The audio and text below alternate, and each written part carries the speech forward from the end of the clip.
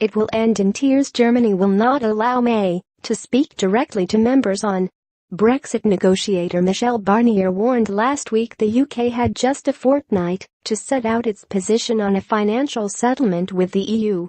Without that commitment, he claimed talks would not be able to move to the next phase and discuss future trade at next month's EU summit.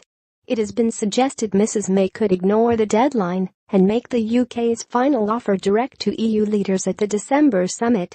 But a Brussels diplomat told The Times Angela Merkel would never let that happen, and only fine-tuning of the offer would be possible. He warned any attempt to ignore the 2-week deadline would result in a complete breakdown of talks. He said, "If she tries to do that, it will end in tears. We know the British frustration, but at this stage she does not have a choice. Germany will not allow it. Full stop. It will be a breakdown. No one can afford that at this stage, so we hope there is enough movement on the money and a commitment to avoid regulatory divergence between Northern Ireland and the Irish Republic."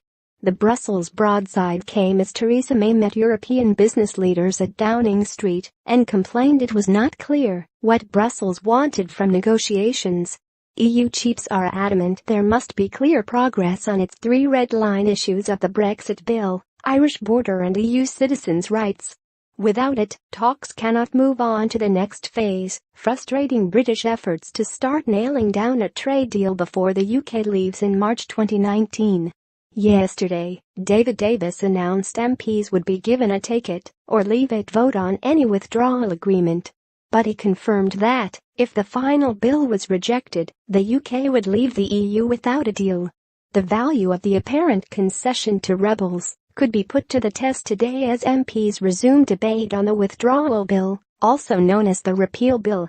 Crunch votes are not expected this week, but there could be opportunities for MPs to signal their intent on key areas of disagreement, including a vote on the final deal and writing an exit day into the legislation.